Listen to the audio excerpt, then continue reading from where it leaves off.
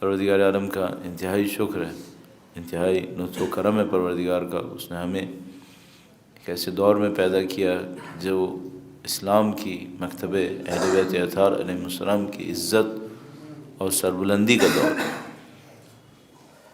جو عزت خداوند متعال کے حضور اس مکتب کی قرآن و اہل بیت کی ہے، وہ تو ظاہر دائمی اور ابدی ہے۔ دنیا میں اس کے قبول کیے جانے یا نہ کیے جانے سے کوئی فرق نہیں پڑے گا، لیکن کچھ وہ ہوتا ہے جو ظاہر ہوتا ہے، کچھ وہ ہوتا ہے جو ظاہر نہیں ہو پاتا۔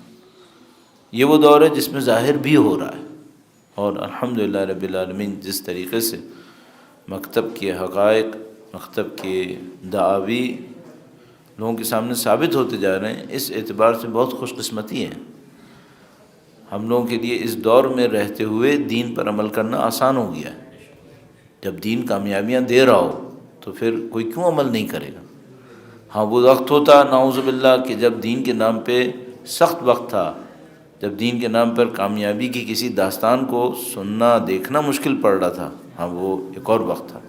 تو الحمدللہ بہت اچھے دور میں خداوند متعال نے ہمیں اور آپ کو بھیجا ہے، اور اس کی چند خصوصیتوں کو آپ کی خدمت میں عرض کریں گے، اور اس موقع پر خداوند متعال کے حضور شکرانہ بجا لانے کے لیے اس انقلاب کی نعمت، جس کو ہم یقیناً اپنی فہم و شعور کے مطابق وقت کے امام کی تشریف آوری کا مقدمہ تعبیر کر سکتے ہیں، اس انقلاب کی نعمت کا شکر بجا لانے کے لیے وقت کے امام کے ظہور کی تعجیل کی دعا کے لیے درود بھیجیں۔ محمد و آل محمد، اللہم صلی علی محمد و آل محمد وعجل فرجہم۔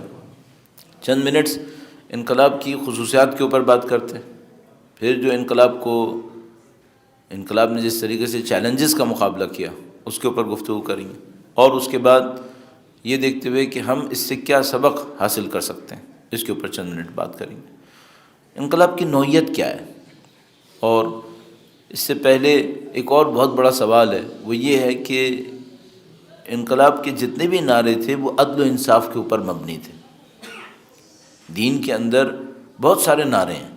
دین کے اندر ایک نعرہ ہے کہ اقیموا الصلاۃ، نماز قائم کرو۔ دین کے اندر ایک نعرہ ہے کہ حج کرو۔ دین کے اندر ایک نعرہ ہے عدل قائم کرو، اعدلوا هو اقرب للتقوی، عدل کرو، یہ تقوی کے نزدیک ہے۔ عدل کی کیا حیثیت ہے؟ بھئی ایک آدمی معاشرے کے اندر نماز قائم کرتا ہے، نماز پڑھ رہا ہے، روزہ رکھ رہا ہے، حج کرتا ہے، یہ کہ سوسائٹی میں عدل نظر آئے، اس کی کیا حیثیت ہے؟ کیوں اتنا اہم ہے؟ یعنی خداوند متعال جب اپنی طرف سے حاکم معین کرتا ہے تو فرماتا ہے کہ اے داؤد، ہم نے تم کو خلیفہ بنایا، اب تم لوگوں کے درمیان عدل و انصاف کا حکم کرو، ہم نے تمہیں خلیفہ بنایا۔ یہ خداوند متعال کو عدل و انصاف کی اتنی خواہش کیوں ہے، اور عدل و انصاف اتنا مشکل کیوں ہے؟ اب آپ تصور کریں، خداوند متعال کی خواہش ہے کہ لوگ اقامہ نماز کریں، اقیموا الصلاۃ فرماتا ہے، اقامہ نماز کر سکتے ہیں۔ اقامہ نماز آپ شخصی طور پہ بھی کر سکتے ہیں، انفرادی طور پہ بھی کر سکتے ہیں، لیکن جیسے ہی خداوند متعال کہتا ہے اعدلوا، عدل کرو، اب یہ شخصی طور پر ہو نہیں پائے گا، اب یہ معاشرے کے اندر ہوگا۔ اگر میں اپنے گھر کے اندر عدل کروں، باہر سارا ظلم ہو، کیا خدا مجھ سے قبول کرتا ہے؟ نہیں۔ سید الشہداء کے گھر میں ظلم نہیں تھا، ہو بھی نہیں سکتا تھا، پاک و پاکیزہ طہارت پہ مبنی گھر تھا، آسمانوں سے برتر گھر تھا ان کا، اس گھر میں کہاں ظلم کا کوئی چانس تھا؟ کیا یزیدی ظلم ان کے گھر پہ آ سکتا تھا؟ نہیں آ سکتا تھا، لیکن معاشرے میں ظلم تھا۔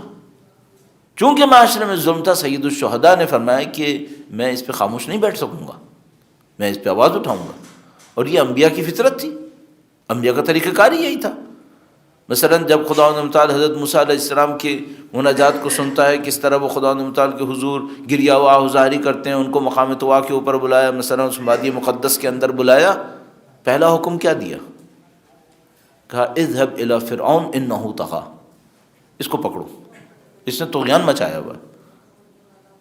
تو خداوند متعال نے حضرت موسیٰ علیہ السلام کی مناجات، ان کی عبادات، ان کے تقویٰ، زہد، پرہیزگاری، ان سب کے ساتھ کس چیز کا حکم دیا؟ کہ اس ظالم کا گریبان پکڑو۔ یہ تمام انبیاء کی تاریخ کے اندر ہے۔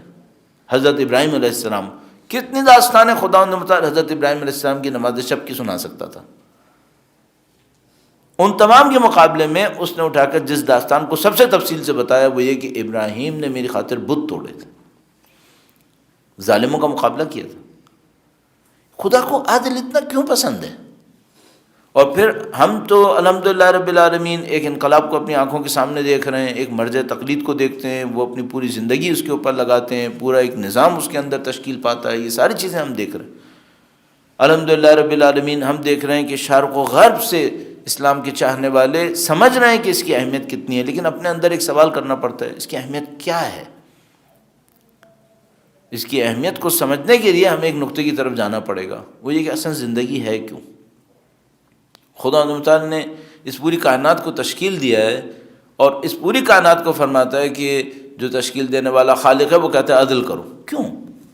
تو اب چند منٹس میں بس آپ کی خدمت میں اس کو عرض کرنے کی کوشش کرتا ہوں. خدا تعالیٰ انسانوں کو آزاد دیکھنا چاہتا ہے، انسانوں کو کمال کی طرف بڑھتا دیکھنا چاہتا ہے. اصل کور آف ایشو، اصل ایشو یہ ہے. خدا تعالیٰ کیا چاہتا ہے؟ فرماتا ہے انا للہ، کہو کہ انا للہ و انا الیہ راجعون. ہم خدا سے آئیں، خدا کی طرف جائیں گے. کیا مطلب؟ ہم خدا کی کمال مطلق سے ناشی ہوئے ہیں، وہیں سے ہماری ابتدا ہوئی ہے، اور اسی کمال مطلق کی طرف ہمارا سفر ہے. بیچ میں دنیا آئی ہے، ایک کمال مطلق سے ہم نکلے ہیں جس نے ہمیں خلق کیا ہے.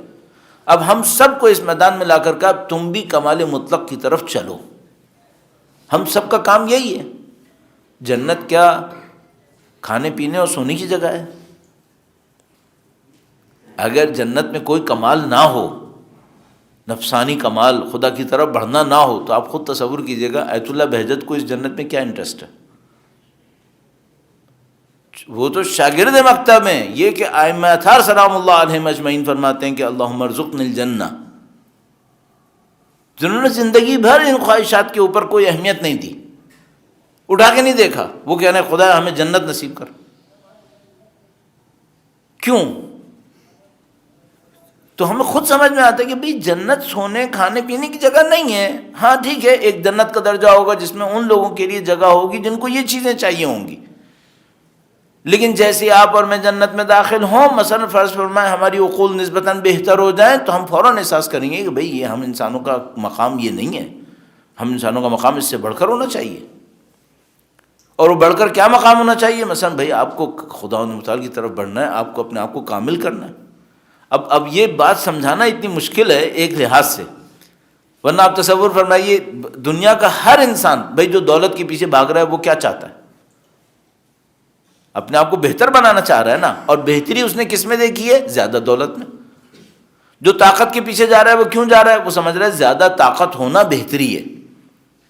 شہرت کے پیچھے، طاقت کے پیچھے، دولت کے پیچھے، ان سب پیچھے جو نفسانی خواہشات کے پیچھے جو جا رہا ہے وہ کیوں جا رہا ہے؟ وہ سمجھ رہا ہے اس میں مزہ ہے، اس میں میرے لیے بہتری ہے. اب اگر کسی کو سمجھ میں آ جائے کہ قرب خدا میں بہتری ہے، وہ اس کی طرف جائے گا. اچھا، یہ وہ مقابلہ ہے جس کے اندر ہم بیٹھے ہیں. اب اس مقابلے کے اندر جتنے لوگ یہاں پہ شرکت کر رہے ہیں یہ سب ایک معاشرے کے اندر رہ رہے ہیں. اگر معاشرے میں ظلم ہو، انسان آسانی سے خدا کی طرف جائیں گے، یا عدل ہو تو آسانی سے جائیں گے؟ بس اصل پوائنٹ یہاں پر ہے. اگر معاشرے میں ظلم ہوگا تو لوگوں کے ساتھ کیا ہوگا؟ اس کی تھوڑی سی تصویر بنانے کی کوشش کرتے ہیں. اس میں انقلاب کا تذکرہ بھی آتا ہے کہ کن حالات میں انقلاب ہوا. درود بھیجے گا محمد و آل محمد. صلی علی محمد آل محمد وعجل. بھائی ہم سے کوئی پوچھے پاکستان کے نظام میں تبدیلی چاہتے ہو یا نہیں چاہتے ہو، ہم کیا کہیں گے؟ چاہتے ہیں، بالکل چاہتے ہیں. کوئی پوچھے کیوں چاہتے ہو، اس میں کیا برائی ہے؟ اگر مجھ سے کوئی پوچھے نظام تبدیل کرنا چاہتے ہو، کہوں گا ہاں چاہتے ہیں. مجھ سے پوچھے کیا برائی ہے، میں نہیں کہوں گا سڑکیں ٹوٹی ہوئی ہیں، میں ہی نہیں کہوں گا. سڑکیں ٹوٹی بھی ہوتی نا مسئلہ نہیں تھا. مجھ سے کوئی کیا لائٹ جاتی ہے تو میں کہوں گا نہیں کوئی بات نہیں، چلی بھی جائے اتنا بڑا مسئلہ نہیں ہے، سب ٹھیک ہے. مسئلہ کیا ہے؟ مسئلہ یہ ہے کہ انسان جب معاش کی چکی میں پس رہے ہوتے ہیں تو اپنے ہدف پہ توجہ نہیں دیتے، یہ خالی پیٹ پہ سوچتے ہیں صرف. مسئلہ یہاں پر ہے. جب انسان کے سامنے نفسانی خواہشات کا بازار گرم ہوتا ہے تو کنٹرول اور تزکیہ نفس ہاتھ سے نکل جاتا ہے، اصل مقابلے میں ناکام ہو جاتے ہیں۔ اصل مقابلہ کیا تھا؟ قد افلح من تزکا، قد افلح من زکاہا، یہ اصل مقابلہ تھا۔ اصل مقابلہ وہ تھا جس کو خدا نے 11 قسمیں کھا کے کہا تھا، یہ اصل مقابلہ تھا۔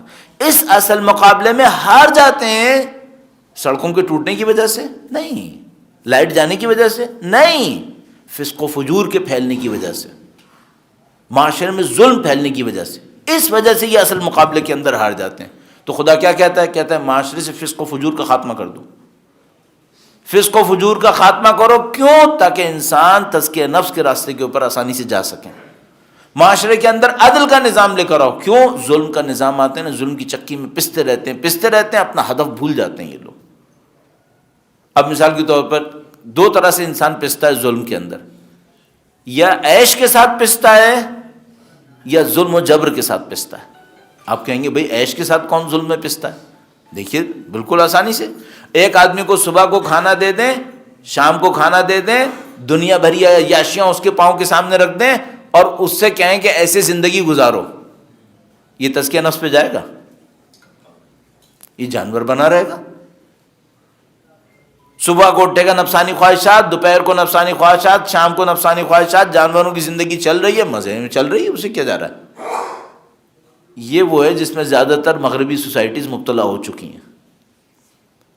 یہ ایک طرح ظلم کی چکی میں پستا ہے، دوسرا کون سا ظلم کی چکی میں پستا ہے؟ دوسرا ہمارا جیسا صبح اٹھے گا، اس بات کو سوچے گا یار یہ مہینہ پورا کیسے ہوگا،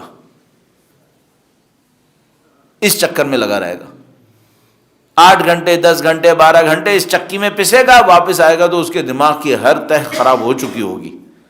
واپس آنے کے بعد جو اس نے کرنا ہے وہ تو کچھ حرکتیں جو کچھ بھی کرے گا، معاملہ ختم ہو گیا، پھر اگلا دن شروع، دوبارہ چکی شروع ہو گئی۔ اس طرح پسنے۔ ان دو کے مقابلے میں خدا کہتا ہے نہیں، نظام عدل لاؤ، نظام عدل لاؤ۔ اچھا نظام عدل لانے کا مطلب، چلیں اس پہ بھی بات کر رہے ہیں، نظام عدل لانے کا مطلب ہے اب پھر ہمیں کام کاج نہیں کرنا پڑے گا، ہماری تنخواہیں گھر آتی رہیں گی۔ نہیں، یہ مطلب نہیں ہے، شاید زیادہ کرنا پڑ جائے، لیکن پھر وہ کام کرنا پڑے گا جو واقعی انسانیت کے حق میں مفید ہے۔ فضول کام نہیں کرنے پڑیں گے، وہ کریں گے جس سے ہماری زندگیوں کو کوئی کمال مل رہا ہوگا۔ انقلاب اس لیے آتا ہے، اللہ اس لیے انبیاء کو بھیجتا ہے کہ انبیاء جائیں، لوگوں کو بتائیں، ظلم کو ختم کریں، انسانوں کے تزکیہ نفس کے راستے کو آسان کریں۔ اس کو اہل بیت اطہار سلام اللہ علیہ اجمعین فرماتے تھے تم لوگ آزاد ہو، خدا نے تمہیں غلام خلق نہیں کیا، آزاد انسان بنو۔ اور قرآن کریم فرماتا ہے لِيَضَعَ عَنْهُمْ إِصْرَهُمْ وَالْأَغْلَالَ الَّتِي كَانَتْ عَلَيْهِمْ، اللہ انبیاء کو بھیجتا ہے تاکہ ان کے جسم کے اوپر جو زنجیریں لگی ہوئی ہیں، نہج البلاغہ میں تکرار ہوئی، زنجیروں کو توڑ دیں اور جو بوجھ ان کے دماغوں کے اوپر پڑے وہ ان سب کو کھول دیں۔ انقلاب اس لیے آیا ہے۔ آپ توقع نہ کریں کہ مثال کے طور پر امام خمینی جیسا عارف فقیہ، تاریخ کے منفرد علماء میں سے ایک، یہ اس لیے آیا ہوگا کہ پہلے لوگوں کی تنخواہ 10,000 تھی اب 15,000 ہو جائے۔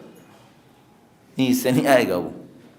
ہاں وہ کہتے تھے کہ جو ننگے پاؤں چلنے والے ہیں، جن کے پاؤں میں جوتی تک نہیں، ہم ان کی خدمت کے لیے آئے۔ کیوں؟ ان کے مقابلے میں ظالم کھڑے ہوئے تھے، ظلم سے لڑنے آئے تھے۔ ظلم سے لڑیں گے، نظام عدل ہوگا، نظام عدل ہوگا، فائدہ ہوگا، لوگ تزکیہ نفس کریں گے۔ اس خاطر میں نے غور کیا، پہلے بھی شاید پوائنٹ کئی دفعہ عرض کر چکا ہوں، جب مجھے پہلی دفعہ یہ بات سمجھ میں آئی کہ دین اسلام کے اندر تزکیہ نفس کی کیا حیثیت ہے،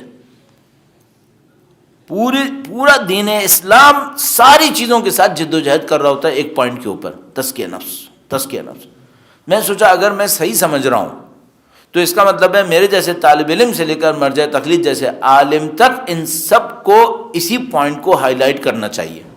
میرے دماغ نے کہا کہ بھائی اگر یہی سب سے امپورٹنٹ پوائنٹ ہے تو سب کو یہی کرنا چاہیے۔ میرے دماغ نے کہا بھائی یہی کرنا چاہیے۔ پھر میرے ذہن میں آیا کہ بھائی یہ جو امام خمینی نے حکومت بنائی، اب وہ حکومت ان کی بن گئی، اب وہ جناب علی تقریر کرتے ہیں تو پوری دنیا میں ان کی تقریر جاتی ہے، ایک ایک تقریر ان کی پوری دنیا کے لاکھوں کروڑوں لوگ سن رہے ہوتے ہیں۔ اس سے زیادہ کیا چیز ہائی لائٹ ہوگی کسی ایک عالم کی؟ مجھے تو نہیں معلوم امام خمینی سے پہلے کو ہمارا کوئی شیعہ عالم آیا ہو جس کی تقریر کو پوری دنیا اتنی غور سے سنتی ہو۔ تو میں نے کہا بھائی ان کو تو دنیا کا گولڈن چانس مل گیا، ان کو تو اپنی تقریر میں پھر تزکیہ نفس سے بات کرنی چاہیے، چونکہ سب کچھ تزکیہ نفس کے لیے ہوتا ہے، سیاست بھی تزکیہ نفس کے لیے۔ میرے ذہن نے کہا بھائی کرنی چاہیے۔ اس کے بعد میں نے ان کی ہر تقریر میں غور کرنا شروع کر دیا، تزکیہ نفس سے بات کرتے ہیں نہیں کرتے۔ اللہ شاہد ہے کوئی تقریر تزکیہ نفس کے مطلب کے بغیر نہیں تھی، ہر تقریر میں اس کے اوپر بات کرتے تھے. پھر مجھے یقین ہو گیا کہ ہاں یہ سارا نظام بنا ہی اس لیے.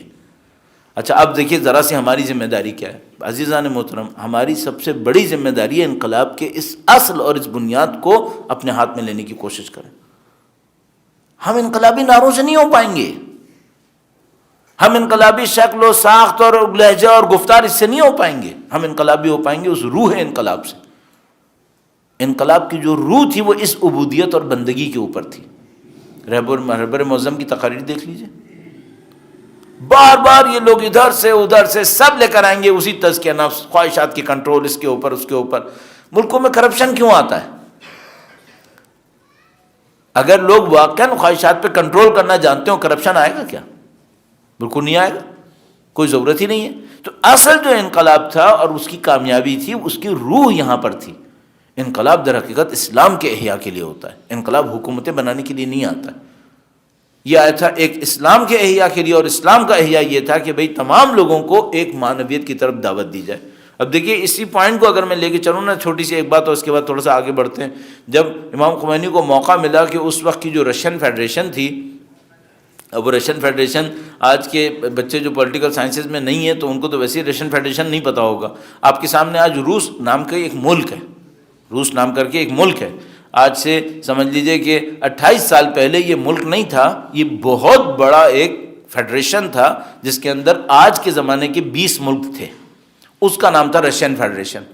اس رشین فیڈریشن کا جو ہیڈ تھا وہ گورباچوف تھا. جب امام خمینی نے اس کے نام پر ایک خط لکھا، اب سمجھ لیجئے 20-25 ملکوں کے ہیڈ کو، جو اس زمانے میں سپر پاورز میں ایک سپر پاور تھی، اس کو امام خمینی نے ایک خط لکھا. اور وہ خط میں کیا دعوت دی اس کو دعوت دی تزکیہ نفس کی، اس کو دعوت دی قیامت کو پہچاننے کی. تو اس نے اپنے وزیر خارجہ کو بھیجا، ایڈورڈ شورنارڈزے کو، جو بعد میں میرے خیال میں جارجیا کا پریزیڈنٹ بنا تھا.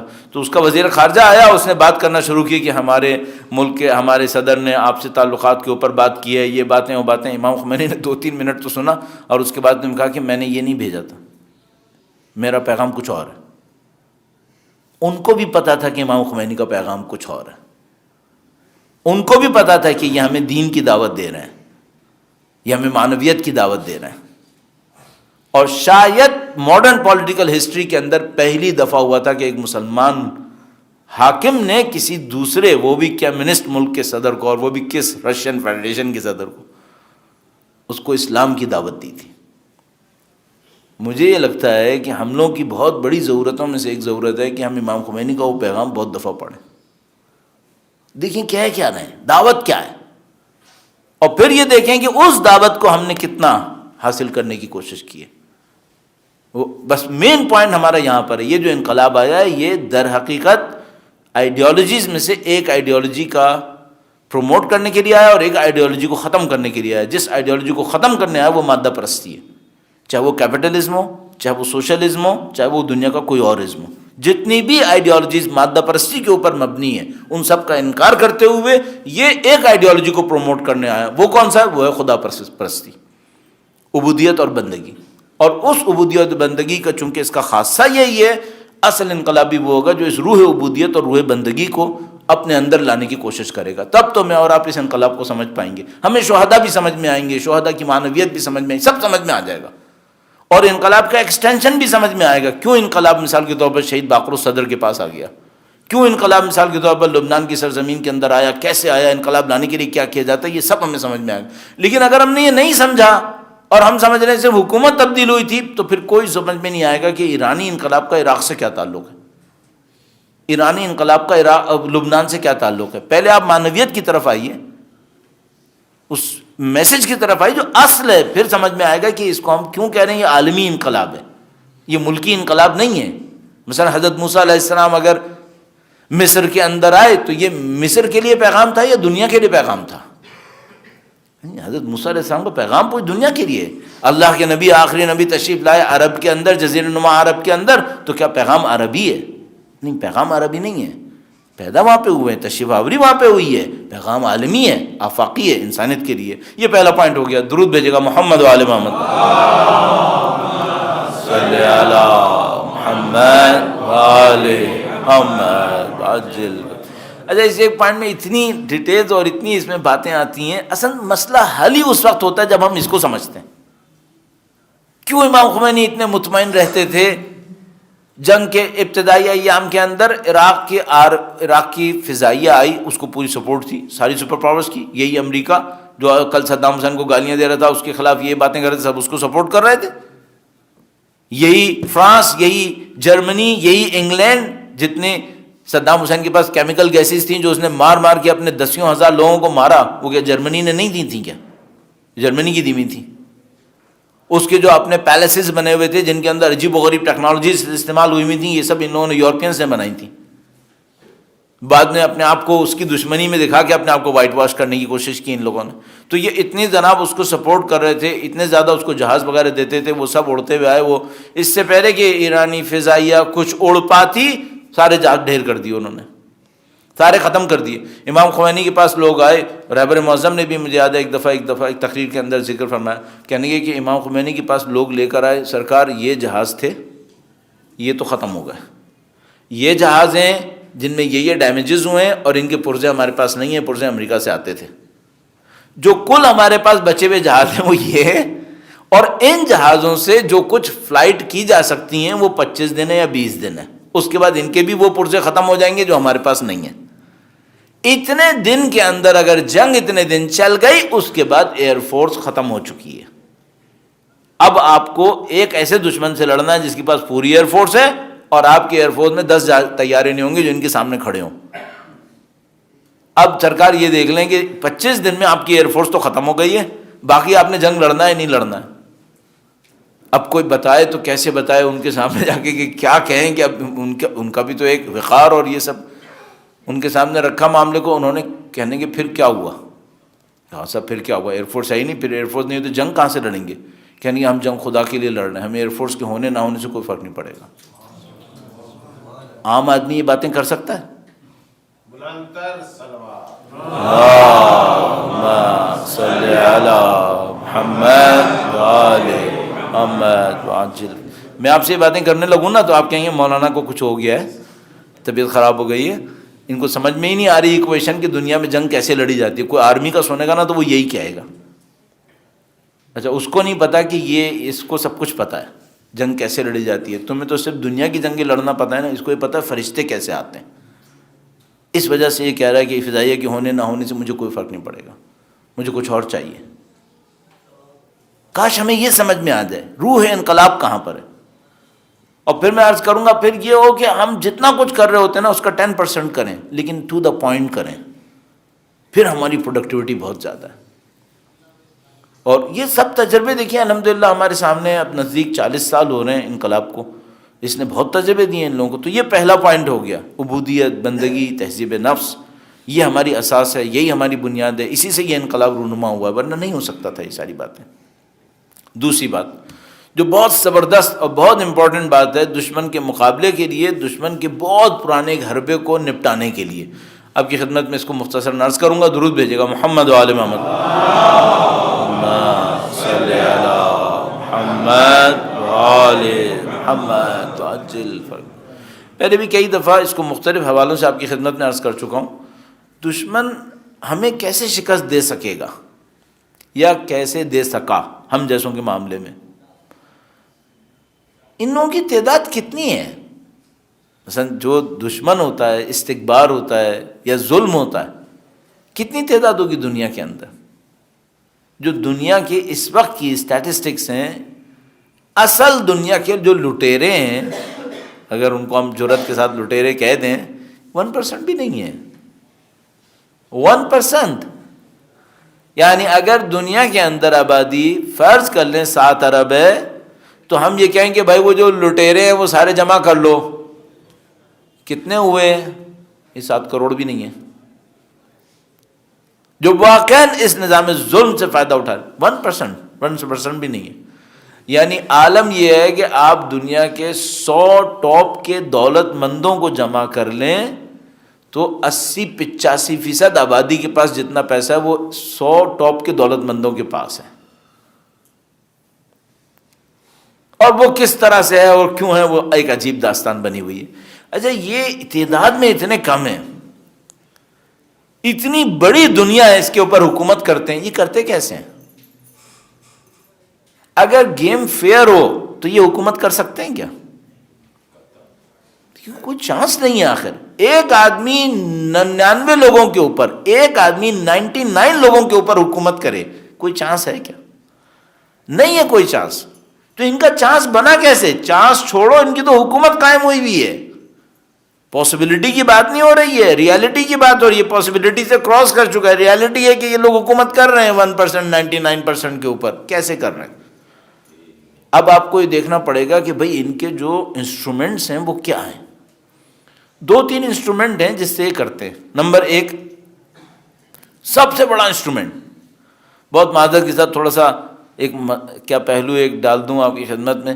میں نے ایک دفعہ ایک پولیس والے سے کہا، ایک بندے خدا سے کہا، پولیس والا نہیں تھا وہ، ایک پولیس والے بندے خدا ہوتے ہیں لیکن ذرا ان کی بندگی تھوڑی سی ڈفرینٹ ہوتی ہے. ایک بندہ خدا سے کہا کہ بھائی ایک آدمی ہے، اس کا ایک ایشو پھنسا ہوا ہے، وہ کسی کا قرض لے کے بیٹھا ہوا ہے، واپس نہیں کرتا ہے، تو ذرا مدد کرو کہ اس کا پیسہ واپس ہو جائے. کہنے کہا بالکل ٹھیک ہے. پھر اس نے ایک پولیس والے سے بات کی، اس نے کہا بھائی یہ اس طرح کا ایک معاملہ ہے. اس نے کہا اس کا کوئی مسئلہ ہی نہیں ہے، یہ تو کھڑے کھڑے واپس کرے گا. بھائی کیسے واپس کرے گا؟ میں نے پوچھا کہ بھائی کیسے واپس کرے گا؟ کہنے کہا نہیں مولانا آپ اس کو چھوڑ دیں، ان کے اپنے طریقے ہوتے ہیں. میں نے کہا بھائی کچھ اور ہی نہ کر ڈالنا، پہلے بتا دو کیا طریقہ ہے. کہنے کہا دیکھیے یہ اس کو بلائے گا اور پہلے 15-20 منٹ آدھا گھنٹہ اس کی پھونک نکالے گا. میں نے کیا مطلب؟ میں نے کہا مارے گا؟ کہنے کہا نہیں مارے گا نہیں، اس کی پھونک نکال دے گا. میں نے کہا بھائی آخر پھونک نکال دے گا مطلب کیا ہے؟ کہنے کا اس کا کانفیڈنس ختم کر دے گا. وہ کیسے کرے گا؟ گالیاں بکے گا. کہے گا اس کو گالیاں بکے گا، اس کو ذلیل کرے گا، اس کو موت دکھائے گا، اس کو کہے گا میں تمہارے باپ کے ساتھ یہ کر دوں گا، میں یہ کر دوں گا. میں نے کہا بھائی خدا کا واسطہ یہ کیا ہو رہا ہے؟ کہنے کا نہیں کرے گا کچھ نہیں، صرف بولے گا. تو میں نے کہا اچھا اس بولنے کے بعد کیا ہوگا؟ کہنے کا مولانا آدھے گھنٹے میں اس کا سارا کانفیڈنس ختم ہو چکا ہوگا، یہ فلیٹ ہو جائے گا. فلیٹ ہونے کے بعد کیا ہوگا؟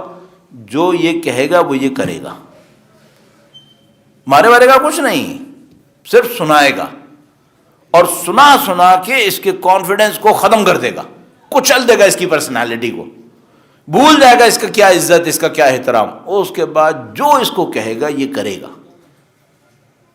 میں نے جب پہلی دفعہ یہ بات سنی تو مجھے یہ سمجھ میں آیا کہ یہ ظالم مظلوموں کے اوپر حکومت کیسے کرتے ہیں. ایسے کرتے ہیں، یہ قوموں سے ان کا اعتماد چھین لیتے ہیں، ان کی عزت چھین لیتے ہیں، ان کا وقار چھین لیتے ہیں. عزت، وقار، اعتماد، فخر سب ختم ہو جاتا ہے. پھر قوم کیا ہو جاتی ہے؟ فلیٹ. جو کہو گے کرے گی، جہاں دھکا دو گے چلی جائے گی. مولا فرماتے ہیں ہمجن رعا، یہ جھاڑیوں کی طرح ہیں، نہ ان کا کوئی تنا ہے، نہ ان کے اندر کوئی استقامت ہے. ہوا مشرق سے چلتی ہے یہ ادھر ڈول جاتے ہیں، ہوا مغرب سے چلتی ہے یہ ادھر ڈول جاتے ہیں. یہ کیوں ڈول گئے ایسے؟ ان کا اعتماد ختم ہو گیا ہے. یہ ظالمین اور مستکبرین کی سب سے بڑی ترکیب ہوتی ہے اکثریت غالب پر حکومت کرنے کی. ورنہ بھائی یہ 99% ہیں، کبھی تو عقل آئے گی. تم کب تک ان کے اوپر پولیس لگاؤ گے؟ وہ پولیس بھی خود 99% کا حصہ ہوتی ہے جو ان کے اوپر حکومت کر رہی ہوتی ہے. کبھی تو جاگیں گے. تو کہتے ہیں نہیں جاگ تو جائیں گے، لیکن اس سے پہلے کہ جاگیں ہم ان کا اعتماد اتنا ختم کر دیں گے، ان کو اتنا فلیٹ کر دیں گے کہ جاگیں سوئیں کریں گے وہی جو ہم کہہ رہے ہیں. اس کو ہم کہتے ہیں فکر کی غلامی. اس میں جسم غلام نہیں ہوتے، اس میں فکریں غلام ہوتی ہیں. اور یہ جو استکباری نظام ہے جو خاص کر پہلی اور دوسری جنگ عظیم کے بعد بنا، اس نے جو ایک دنیا کا حصہ کریٹ کیا جس کو ہم تھرڈ ورلڈ کہتے ہیں، وہ یہی تھا. انہوں نے تھرڈ ورلڈ کریٹ کی. تھرڈ ورلڈ معمولاً وہ ملک تھے جن کے اوپر کسی زمانے میں مغربی مستعمرین نے آ کر یہاں پر حکومت کی تھی. تو مثال کے طور پر یہ ہو گئے فرسٹ ورلڈ، وہ ہو گئے سیکنڈ ورلڈ، اور ہم پاکستانی مثلا بر صغیر والے ہو گئے تھرڈ ورلڈ. اچھا یہ تو تھرڈ ورلڈ ہے، یہ کون ہے؟ یہ ہمیشہ اپنا قبلہ ڈھونڈیں گے انگلستان میں، واشنگٹن میں، ماسکو میں. یہ اپنا قبلہ وہاں لندن میں ڈھونڈیں گے. ان کے دماغ غلام رہیں گے، یہ ان کی جیسی حرکتیں اور نقل کرنے میں اپنے لیے فخر محسوس کریں گے۔ لندن میں ان کو اپارٹمنٹ اپنی مسجدوں سے زیادہ عزیز ہوں گے۔ یہ فکری غلامی۔ اب وہ کبھی لندن ہوگا، کبھی وہ دبئی ہوگا، کبھی وہ شارجہ ہوگا، ان کے ساتھ ہوگا یہی، یہ غلام رہیں گے۔ یہ قوموں کے اوپر حکومت کرنے کا سب سے آسان نسخہ ہوتا ہے، اکثریت غالب پر حکومت کرنے کا۔ میں کئی دفعہ یہ اسٹیٹسٹکس آپ کی خدمت میں عرض کر چکا ہوں کہ جب گورے ہمارے یہاں آ کر حکومت کر رہے تھے تو ان کی تعداد کتنی تھی اور ہماری تعداد کتنی تھی، کیسے حکومت کر گئے۔ ایران میں اسی طریقے سے تھا، امریکہ ایران میں آیا ہوا تھا، انہوں نے قانون بنایا، وہ یہ کہ اگر کسی امریکن نے کسی ایرانی کو قتل بھی کیا تو امریکن کے اوپر قانون نافذ نہیں ہوگا، ایرانی عدالت میں اس کا کیس نہیں لڑا جا سکتا، وہ جائے گا امریکہ میں۔ واہ، تم وہاں سے آؤ، یہاں قتل بھی کرو اور پھر بھی یہاں کچھ نہیں ہو سکتا، نہیں کچھ نہیں ہو سکتا، کیس وہاں جائے گا۔ تو امام خمینی نے اس کے اوپر آواز اٹھائی، بھئی ایک امریکن آ کے تمہارے مرجع تقلید کو مار دے، کیس کہاں جائے گا؟ کیس وہاں جائے گا۔ تو بھئی ایرانی کی کوئی جان کی حیثیت ہی نہیں ہے۔ کیوں یہ کرتے تھے؟ یہ اس لیے کرتے تھے تاکہ اعتماد ختم ہو جائے۔ انقلاب نے جو عالمی میسج دیا، عالمی پیغام دیا، جو بار بار بات ہوتی ہے بھئی ایرانی انقلاب اور فلاں کا انقلاب، اس کا انقلاب، اس کا انقلاب، بھائی اس کا میسج تو دیکھو، اللہ کی بندگی، یہ ایرانی اور تورانی ہے۔ اللہ جہاں ہے اس کی بندگی ہے، جہاں اللہ کے بندے ہیں اللہ کی بندگی ہے۔ اچھا، اس کے بعد دوسرا میسج کیا ہے؟ دوسرا میسج یہ ہے کہ تم جو مظلوم پسے ہوئے ہو اپنے اعتماد کو حاصل کرو، اپنے پاؤں پہ کھڑا ہونا سیکھو۔ اس میں ایرانی اور عراقی کا فرق ہے کوئی نہیں، سب کے لیے ایک ہی پیغام ہے، پاکستانی کے لیے بھی یہی پیغام ہے، آپ اور میں جو یہاں پر ہیں ہم سب کے لیے ایک ہی پیغام ہے۔ وہ کیا پیغام ہے؟ بھائی کسی پہ انحصار مت کرو، اپنے پاؤں پہ خود کھڑے ہو، اپنے اوپر انحصار کرو، سب کے دوست بنو، سب سے جا کے ملو، سارے کام کرو، لیکن اپنے اوپر یقین رکھو۔ خدا نے پیدا کیا آخر کمزوری کے ساتھ تھوڑی پیدا کیا ہوگا۔ جتنی کمزوری مجھ میں دوسری اس میں بھی ہوگی، جتنی طاقت اس کے اندر اتنی میرے اندر بھی ہوگی۔ انقلاب نے جو سب سے بڑا کارنامہ کیا میرے اپنے خیال میں اس اللہ کی بندگی کے بعد، وہ ہے کہ قوم کو اعتماد دے دیا، کانفیڈنس دیا۔ اس کانفیڈنس کا کیا نتیجہ ہوا؟ ایرانی یہ سمجھ گئے کہ ہم سب کچھ کر سکتے ہیں، سب کچھ کر سکتے ہیں۔ اب اس کی ایک مثال میں آپ کی خدمت میں عرض کر دوں گا، درود بھیجے گا محمد و آل محمد، صلی علی محمد و آل محمد وعجل فرج۔ صاحب 8 سال جنگ چلی، پوری دنیا کی طاقت، اگر میں پوری دنیا کو تھوڑا سا گھسیٹ رہا ہوں تو بالکل صحیح گھسیٹ رہا ہوں، پوری دنیا کی طاقت صدام حسین کے ساتھ تھی سپورٹ کرنے کے لیے۔ اس کے بعد یہاں پر ایرانی، اور وہ بیچارے ایرانی انقلاب کے بعد جس کی نہ کوئی انڈسٹری نہ کچھ وہاں پہ کوئی فیسلٹی، وہ کھڑے میں ان سے لڑنے کے لیے۔ اب وہ جناب مقابلے کے لیے حاضر ہیں کہ ہم اللہ کی خاطر ہم لڑیں گے۔ اس قوم نے اپنے پاؤں پہ کھڑے ہونے کا ارادہ کیا، پوری دنیا کے سینکشنز کے ساتھ، پوری دنیا کی تمام تر اقتصادی پابندیوں کے ساتھ اپنے پاؤں پہ کھڑے، کہاں تک پہنچ گئے؟ اچھا، اب ہم لوگوں میں سے بعض کی، بہت معذرت کے ساتھ عرض کر رہا ہوں، غلامی کا یہ عالم ہے کہ فتح بھی ان کو قبول نہیں ہو پاتی۔ یعنی بالکل ایسے ہی جیسے ایک آدمی غلام تھا، اس کے پاؤں میں ہاتھ میں ہتھکڑیاں، پاؤں میں بیڑیاں، وہ ایک جیل کے اندر بیٹھا تھا، انقلاب آ گیا، جیل توڑ دیا گیا، اس کی زنجیریں کھول دی گئیں، وہ ابھی بھی جیل کے سیل میں بیٹھا ہے کہ میں تو ساری زندگی یہیں بیٹھا تھا، میں باہر جا کے کیا کروں گا۔ اتنا غلام ہو گیا کہ آزادی بھی اس کو سمجھ میں نہیں آ رہی ہے۔ ہم میں سے بعض کے ساتھ یہ بیماری لاحق ہو گئی ہے، انہیں سمجھ میں نہیں آ رہا کہ بھائی طاقت مل گئی ہے، طاقت مل گئی۔ کیا نشانی ہے طاقت ملنے کی؟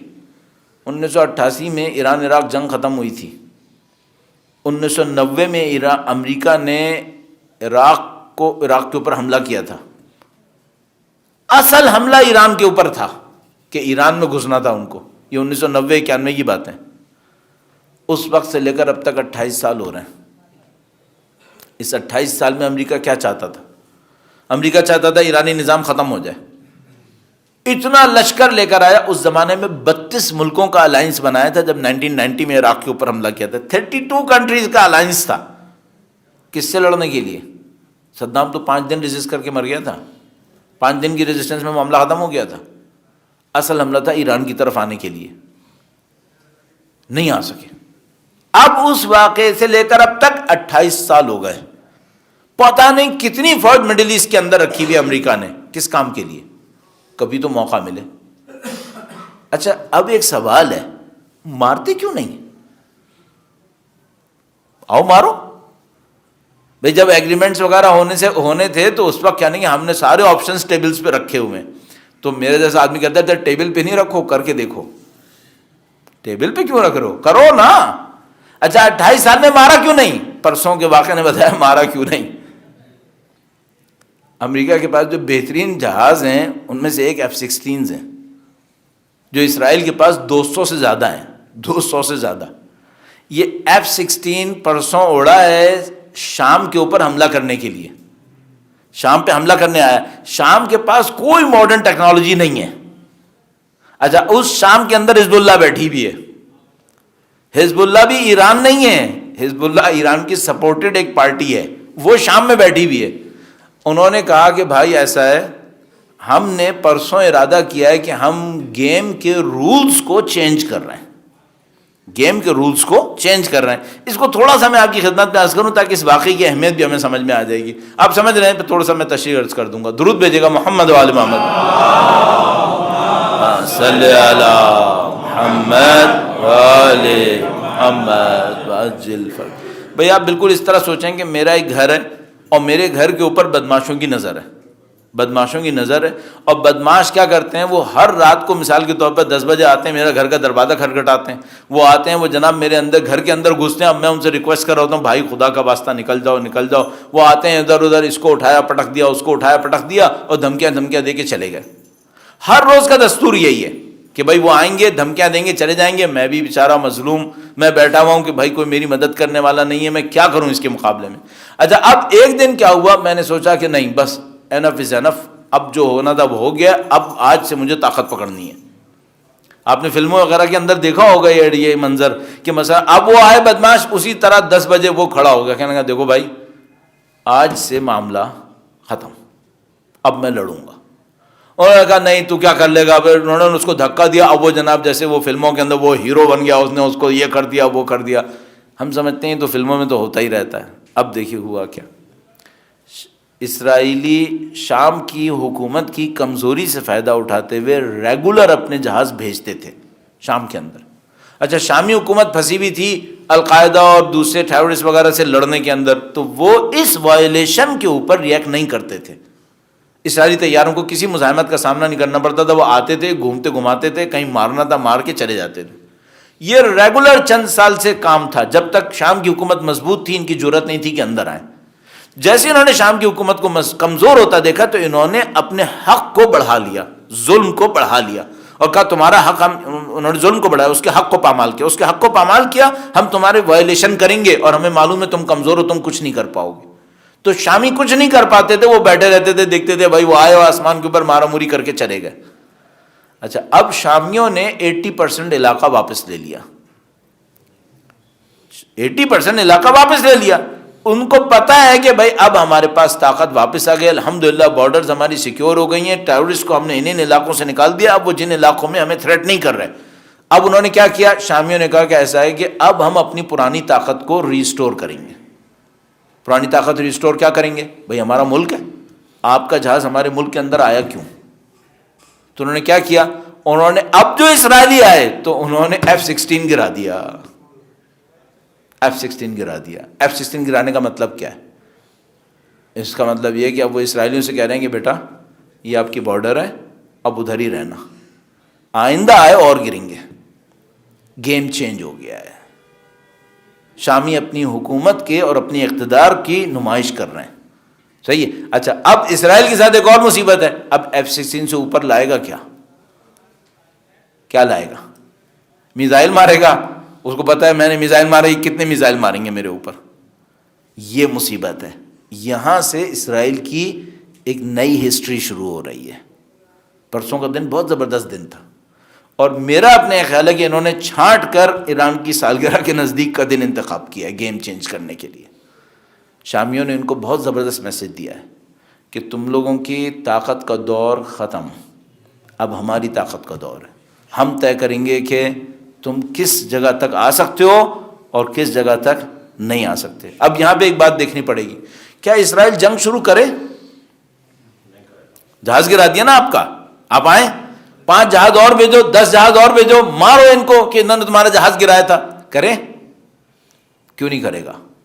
اس کو پتا ہے ابھی تو ایک گرا ہے، تھوڑی سی بے عزتی ہوئی ہے، ابھی کل 5 گر گئے پھر کیا ہوگا؟ اب دبنا ہے، اب دبنا ہے۔ یہاں سے نئی کہانی شروع ہوتی ہے۔ امریکن نے ڈرون بھیجا ایران کو، ایرانیوں نے کیا کیا؟ ڈرون کو کیپچر کیا، اپنے زمین کے اوپر بالکل صحیح سالم اتار لیا، اور ڈرون بھیجنا ہے، معاملہ ختم ہو گیا۔ صحیح ہے۔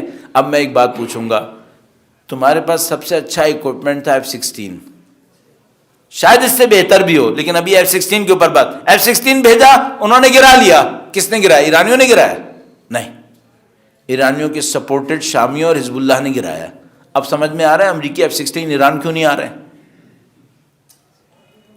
کیا لاؤ گے؟ ان کے تربیت یافتہ لوگ تم کو ٹف ٹائم دے گئے، اب تمہارے پاس ہے کیا؟ یہ وہ جگہ ہے جہاں پر ایران کھڑا ہے اس وقت۔ برائے خوش نمودی جناب ابو طالب علیہ السلام، بلند تر صلوات۔ اللہم صلی علی محمد آل محمد عجل فرج۔ مناسبت ہے، جب مظلوم ہوتا ہے نا تو کوئی اس کا ساتھ نہیں دیتا، پھر دنیا کو ایک دفعہ سمجھ میں آتا ہے مظلوم کی طاقت کیا ہے۔ حضرت ابو طالب مظلوم شخصیت تھی، مظلوم تھے، حق کے اوپر باقی رہے، حق کے اوپر ڈٹے رہے۔ آج دنیا کو قبول کرنا ہے کہ مظلوم کی طاقت کسے کہتے ہیں۔ بحمد اللہ رب العالمین اب انقلاب اس جگہ کے اوپر ہے، البتہ اس جگہ پہ کیسے آیا؟ کانفیڈنس، اعتماد کرو اپنے اوپر۔ ہم لوگوں کے ساتھ مصیبت یہ ہے کہ ہمارے جو بہت اوپر تک پہنچے ہوئے لوگ ہیں، ہمارے ملک کی بات کر رہا ہوں اور اپنے حتیٰ دیندار حلقوں کی بھی بات کر رہا ہوں، اعتماد نہیں ہے۔ جب ایک شخص کے اندر اعتماد نہیں ہوتا تو وہ کچھ چیزوں کی نمائش کر کے اپنے اعتماد کے نہ ہونے کو کمپنسیٹ کرتا ہے۔ مثلا یہ جو نئے دولت لینے والے ہوتے ہیں، یہ دولت کی نمائش بہت زیادہ کرتے ہیں۔ کیوں کرتے ہیں دولت کی نمائش؟ جو پرانے دولت مند ہوتے ہیں وہ دولت کی اتنی نمائش نہیں کرتے جتنا نئے دولت یہ کرتے ہیں۔ کیوں کرتے ہیں؟ وہ پرانے دولت مند کو ایک علیحدہ سے کانفیڈنس مل چکا ہوتا ہے، اب دولت سے وہ کانفیڈنس نہیں لاتا۔ وہ یہ جو نیا پیسہ لینے والا ہوتا ہے یہ اپنے پیسے سے کانفیڈنس لے رہا ہوتا ہے۔ اپنے اندر کانفیڈنس لائیے، اعتماد لائیے، اس اعتماد کے نتیجے میں آپ دنیا کا سارا کام کر سکتے ہیں۔ انقلاب کا جو بہت امپورٹنٹ درس ہے جو مجھے ابھی سمجھ میں آتا ہے وہ یہ درس ہے۔ البتہ ہم لوگوں کو سیکھنا پڑے گا۔ اب دیکھیے میں اپنی ہماری جو انقلاب کے مقابلے میں کمی تھی اس کو بھی عرض کرتا چلوں تاکہ میں دیکھوں کہ ہم لوگ کیوں اتنا فائدہ نہیں اٹھا سکے۔ ایک بار پھر درود بھیجے گا، محمد و آل محمد صلی علی محمد و آل محمد وعجل فرج۔ الحمدللہ رب العالمین، انقلاب پاکستان کی بالکل سرحد کے ساتھ پیش آیا اور ہم ان ممالک میں سے تھے جو اس کے براہ راست اثر و رسوخ میں آتے تھے۔ ہسٹری بھی یہی کہتی تھی۔ بر صغیر کی ثقافت خواہ نہ خواہ ایرانی ثقافت سے متاثر رہی ہے، قدیم زمانے سے ایسے ہی ہے۔ جو لوگ اس ٹاپک کے اوپر کام کر چکے ہیں ان کو پتہ ہے کہ برصغیر کی کلچر کی جو اورینٹیشن ہے وہ ہمیشہ ایران کی طرف رہی ہے، ہمیشہ رہی ہے۔ یہاں پہ دربار میں فارسی زبان بولی جاتی تھی، وہی فارسی زبان جو ایران کے اندر بولی جاتی تھی، اور یہاں پہ جو ایرانی آتے تھے وہ کس طریقے سے ان کی عزت وغیرہ وغیرہ وہ سب چیزیں آپ کے سامنے ہیں۔ حتیٰ آرکیٹیکٹس وغیرہ کے اندر جو فن معماری تھا اس کے اندر بھی وہاں سے پیروی کی جاتی تھی۔ وہ ساری باتیں ہمارے سامنے، شعراء میں اور اس میں سب چیزیں۔ اس ملک کے اوپر براہ راست اثر انقلاب کا ہونا تھا، اور یہ ان سب کو پتا تھا کہ اگر ایران میں انقلاب آ گیا ہے اس کا مطلب ہے اس خطے کے اوپر انقلاب کا براہ راست اثر ہوگا اور یہ اسے قبول کریں گے۔ اس اثر کو روکنے کے لیے انہوں نے بہت ساری حرکتیں کی۔ جو پاکستان میں فرقہ واریت پھیلی اس کی ایک بنیادی وجہ انقلاب کو کاؤنٹر کرنا تھا۔ جو ضیاء-ال-حق کے ذریعے سے ایک فرقہ واریت کی فضا پھیلائی گئی، ایک حصہ تھا جس میں ہم ان کے ساتھ شریک ہو گئے بدقسمتی سے، میری خیال میں۔ وہ کیا حصہ؟ ہم نے یہ سوچنا شروع کر دیا کہ اب ہم نے کچھ نہیں کرنا ہے، سب اسی نے ہمارے لیے کرنا ہے. یہ بات غلط ہے. ہمیں پاؤں پہ کھڑے ہو کر ان کی مدد کرنی چاہیے تھی، نہ کہ ہم محتاج ہو جائیں کہ یہ ہمارے لیے کچھ کریں گے. یہ ہمیں نہیں کرنا چاہیے تھا. ہمارے پاس بہت آبادی تھی بھائی. پاکستان کے اندر الحمدللہ رب العالمین اہل بیت کے چاہنے والے جتنے لوگ ہیں، ایران کی آبادی تو ہماری آبادی کے مجموعی آبادی بہت کم ہے. تو صرف شیعہ کی آبادی جو بر صغیر کے اندر تھی، پاکستان ہندوستان کے اندر تھی، وہ ان کی مجموعی شیعہ آبادی سے بڑھ کر تھی. تو ہم مؤثر کیوں نہیں ہو سکے؟ بہت ساری وجہ جو ہم مؤثر نہیں ہو سکے وجہ یہ تھی، ہم نے اپنے پاؤں پہ کھڑے ہونے کی کوشش نہیں کی. اچھا کیا نشانی ہے؟ بہت سادہ سی نشانی ہے الحمدللہ رب العالمین. ایسا نہیں ہے کہ ہم نے 40 سال میں کچھ نہیں کیا. کل بھی میں ایک جگہ پہ تھا، وہاں پہ یہ عرض کرنے کی کوشش کر رہا تھا، ایسا نہیں ہے کہ کچھ نہیں کیا، کوئی اچیومنٹ نہیں ہے. لیکن مثلاً ایسی ایک بات کہہ رہا ہوں، ایران میں ہم جائیں، اتنی یونیورسٹیز، اتنے بڑے بڑے مدارس، اتنا تعلیمی کام، اتنا تحقیقی کام، اتنا زبردست کام ہوا. تشیع نے اس سے سیکھ کے کیا بنایا؟ مثلا میں اپنے آپ سے پوچھتا ہوں، ہم نے 40 سال میں کتنی یونیورسٹیز بنائی؟ اگر ہم صرف اتنا کرتے کہ ایران کی بڑی بڑی یونیورسٹیز کے کولیبوریشن میں یہاں کالجز بنا لیتے، تو ان کے پاس تو دنیا کی ہر سائنس اور ہر ٹیکنالوجی کے لیے یونیورسٹیز اور ادارے موجود ہیں. ہمارے پاس نہیں ہوتے. ہمارے پاس کیوں نہیں ہوتے پھر؟ اب دیکھیے تھوڑا سا مقایسہ میں کرتا ہوں آپ کی خدمت میں، ایک فرق دیکھیے گا. عجیب ایک دفعہ میں نے فرق دیکھا، یہ چند سال پہلے کی بات ہے. پتہ نہیں پاکستانی کسی اخبار میں نے ایک ایڈ دیکھا، اور وہ ایڈ تھا کہ یہاں پہ جو ہماری کونسلیٹ ہے، ان کی ایران کی کونسلیٹ ہے، وہ ایک کورس کروا رہی تھی. وہ کورس کیا تھا؟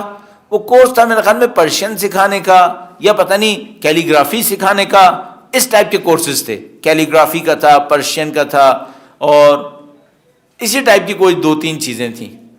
اتفاق کی بات ہے، میں کسی اور ڈاکومنٹ کو یا کسی اور نیوز پیپر کو ایرانیوں کا کسی انٹرنیٹ وغیرہ کے اوپر دیکھ رہا تھا، تو اس میں لکھا تھا کہ بیروت میں جو ایرانی ایمبیسی ہے یا کونسلیٹ ہے، وہ وہاں پر ایک کورس کروا رہی ہے. وہ کس بات کا کورس کروا رہی ہے؟ انٹرنیشنل ڈپلومیسی کا.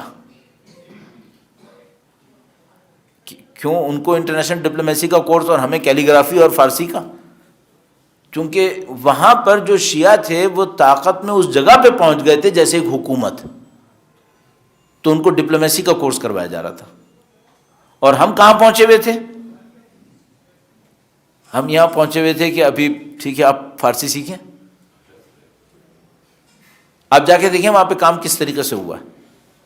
اب میں ایک دفعہ یہیں بھوجانی ہال میں ایک دفعہ سیشن کیا تھا، وہ سیشن یہ تھا کہ حزب اللہ کی ریورس انجینئرنگ کیسے کی جا سکتی ہے. ریورس انجینئرنگ، اس کو یوں کر کے الٹا کریں، زیرو سے شروع کریں، دیکھیں وہ کیسے بنی تھی. ٹیکنالوجی میں یہی کیا جاتا ہے نا. اب ریورس انجینئرنگ کریں تو آپ دیکھیں گے وہاں پہ کیسے بنا تھا، کیوں بنا تھا.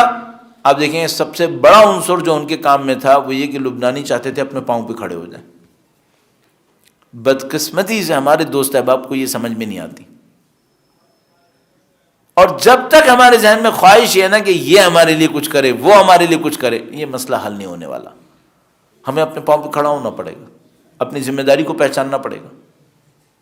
اور یہ وہ اعتماد ہے جو وہ ہمیں دینا چاہتے ہیں. البتہ یہ بھی عرض کرتا چلوں، یقیناً تھوڑا سا نیگیٹو بات ہے یہ، یقیناً ایران کے اندر کچھ لوگ ایسے ہوں گے جو یہ چاہتے ہوں گے کہ ہم کبھی اپنے پاؤں پہ کھڑے نہ ہو سکیں، اور وہ یہ سمجھ رہے ہوں گے کہ ہمیں اپنی پراکسیز بنا کر ان کا زیادہ حق، ان کو زیادہ فائدہ ملے گا. یقیناً ایسی ایل انٹینشن رکھنے والے، غلط نیت رکھنے والے لوگ ہوں گے وہاں پر. لیکن سوال یہ ہے کہ بھائی کوئی دایا ماں سے زیادہ مہربان نہیں ہوتی ہے. تم تو اپنے لیے مہربان بنو، کم سے کم خود تو پاؤں پہ کھڑے ہونے کی راستے کو سوچو. اور جب ہم اس راستے کو سوچتے ہیں تو ہمیں سمجھ میں آتا ہے کہ بھائی ہماری پرائرٹیز کیا رہی ہیں.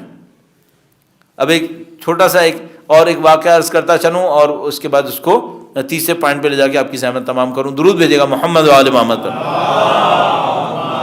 صلی علی محمد و آل محمد وعجل فرج. ایک سادہ سے جملہ آپ نے سنا ہوگا، بہت زیادہ استعمال کرتے ہیں، وہ یہ کہ بھائی اگر کوئی آپ کے پاس آیا کہ بھائی مجھے کھانا دو، تو کہتے ہیں اس کو کھانا مت دو، اس کو مچھلی مت دو. جیسے کہتے ہیں جاپانی، چینی اس طرح کی بات کرتے ہیں کہ بھائی اس کو مچھلی مت دو بلکہ مچھلی پکڑنے کا کانٹا دو. ورنہ آج مچھلی دو گے دوبارہ پھر شام کو کھڑا ہو جائے گا کہ بھائی ایک اور مچھلی دو، میرا پیٹ خالی ہو گیا. تو اس کو مچھلی پکڑنے کا کانٹا دو، کہو بسم اللہ الرحمن الرحیم، یہ دریا یہاں پر ہے، یہ جاؤ اور وہاں سے مچھلیاں پکڑو، ہر رات مچھلیاں کھاؤ. تو ہم اس میں ایک اور ایڈیشن کرتے ہیں، کہتے ہیں بھائی مچھلی پکڑنے کا کانٹا نہ دو، یہ بھی 1-2 مہینے میں ٹوٹ جائے گا، کانٹا بنانے کی ٹیکنالوجی دے دو. جب تک درخت ہیں یہ درختوں کی لکڑیوں سے کانٹے بنائے اور مچھلیاں پکڑے اور کھائے، ہمارے پاس واپس نہ آئے. اب میں آپ سے ایک بات پوچھوں گا، ہم نے انقلاب سے مچھلی مانگی یا مچھلی پکڑنے کا کانٹا یا کانٹا بنانے کی ٹیکنالوجی؟ کیا مانگا؟ تو جب آپ مچھلی مانگیں گے تو آپ کو مچھلی دیتا رہے گا وہ، اور ایک موقع پر آ کر کہے گا کہ بھائیو اب مچھلی کا بازار بند ہو گیا ہے. یہ ہماری غلطی ہے، اور اس کو میں کہتا ہوں فنڈز کو پرائورٹائز کرنا. آپ اپنی ریسورسز کو پرائورٹائز کریں. اگر آپ کے پاس بچت کے 10 روپے ہیں اور آپ ان 10 روپوں کو روز کی ضرورتوں کے اوپر، بچت کے 10 روپے روز کی ضرورتوں پہ لگا رہے ہیں، آپ پرائورٹی اچھی نہیں بنا رہے. آپ اپنی بچت کو جب تک لانگ ٹرم اسٹیبلشمنٹ میں، جہاں سے آپ اپنے آپ کو زیادہ مضبوط دیکھ سکیں، نہیں لگائیں گے، آپ جہاں پہ ہیں وہیں کھڑے رہیں گے. ہم لوگوں کے ساتھ یہ ہو رہا ہے. 5-5 کروڑ 2-2 کروڑ 5-5 کروڑ کے ہم لوگ جلسے کر رہے ہیں اور اس پیسے کو اپنی تعلیم اور اپنی انڈسٹریز کے اوپر نہیں لگا رہے. نتیجے میں اگلے جلسے کے لیے پھر دوبارہ چندے پہ جانا پڑے گا. اور مجھے یہ سمجھ میں نہیں آ رہا ہماری قوم کے وہ پروجیکٹس کون سے ہیں جو قوم کے باقی پروجیکٹس کو فنڈ کریں. نہیں ہے ہمارے پاس، مشکل ساری یہاں پہ آ رہی ہے. اور اس خاطر ہم لوگ ہمیشہ اس مشکل کے اندر مبتلا ہیں کہ کوئی ہمارے لیے سوچے. بھائی کوئی کیوں سوچے گا؟ اور یہ طریقہ ہی نہیں ہے. قوموں کے لیے دستور یہ ہوتا ہے قومیں اپنے پاؤں پہ کھڑے ہوں. اپنے پاؤں پہ کھڑے ہوں گے آپ سب کے لیے مضبوط بن جائیں گے، آپ سب کے لیے مددگار بن جائیں گے. 2 پوائنٹ ہو گئے. تیسرا پوائنٹ عرض کرتا ہوں، درود بھیجے گا محمد و آل محمد، صلی علی محمد و آل محمد عجل فرج. اگر ہم سے کوئی یہ کہ بھائی ایک جملہ بتاؤ جس سے مشکل حل ہو، تو میں کہوں گا بھائی مولا نے ایک جملہ فرمایا ہے، اس سے بڑھ کے کوئی جملہ کہاں سے لائے گا؟ مولا نے فرمایا اوصیکم بتقوی اللہ و نظم امرکم، معاملہ ختم. فرمایا میں تم کو وصیت کرتا ہوں اللہ کا تقوی اختیار کرو اور اپنے کاموں کو منظم کر لو. بس یہ سب سے بڑی وصیت ہے، یہی سب سے بڑا علاج ہے. یہ تیسرا پوائنٹ ہے، آرگنائز کرو، اپنے آپ کو منظم کرو. کون سی صلاحیت ہے جو خدا نے نہیں دی اور وہ ضائع ہو جاتی ہے جب ہم منظم نہیں ہوتے؟ اور کتنی کم صلاحیت کے لوگ کامیاب ہو جاتے ہیں اگر وہ منظم ہوتے ہیں. کم من فئۃ قلیلۃ غلبت فئۃ کثیرۃ باذن اللہ. یہ وہ مشکل ہے ہماری، نظم و ضبط، آرگنائزیشن، یہ ہماری کمزوری ہے. اگر اس آرگنائزیشن کو ہم سمجھ سکیں کہ بھائی اس کا مطلب کیا ہے اور اس سے ہمیں کیا کیا حاصل ہو رہا ہے. آپ ذرا تصور کیجئے گا، امیر المومنین کی عظیم الشان ہستی اپنی شہادت سے کچھ پہلے نصیحت اور وصیت کرے اور یہ جملہ بولے. کتنی قیمت ہونی چاہیے اس کی، اس جملے کی کتنی قیمت ہونی چاہیے. یہ وہ چیز ہے جو تھوڑا مسنگ ہے ہمارے اندر، اور اس کے اوپر ہمیں سب سے زیادہ کام کرنے کی ضرورت ہے. آرگنائزیشن، اس آرگنائزیشن کے اندر پرائورٹائز کرنا بہت امپورٹنٹ ہے. پرائورٹائز کرو کیا چیز بننی ہے اور کیا چیز ابھی نہیں بننی ہے، بعد میں خود بن جائے گی. اور میں ہمیشہ کی کہانی ایک دہراتا ہوں، وہ میں جلدی سے دہراؤں اور آپ کو اس زحمت کو تمام کروں. 3 ٹائپ کے پروجیکٹس مجھے سمجھ میں آتے ہیں. پرائورٹیز کی بات ہو رہی ہے، آرگنائزیشن کی بات ہو رہی ہے. نمبر 1، کچھ پروجیکٹس ایسے ہوتے ہیں جس نے ریسورسز لینے ہوتے ہیں اور آپ نے دینے ہوتے ہیں، اور آپ منع بھی کریں گے تو جرم ہے، اللہ کے نزدیک جرم ہے. مثلا آپ کے پاس فرض کر لیجئے آپ کو یتیم خانہ رکھنا ہے یا نہیں رکھنا ہے. اب یتیم خانے سے ہمارے ذہن میں کانسیپٹ بہت ذرا خراب سی ایک جگہ آ جاتی ہے، نہیں وہ سب چھوڑ دیں.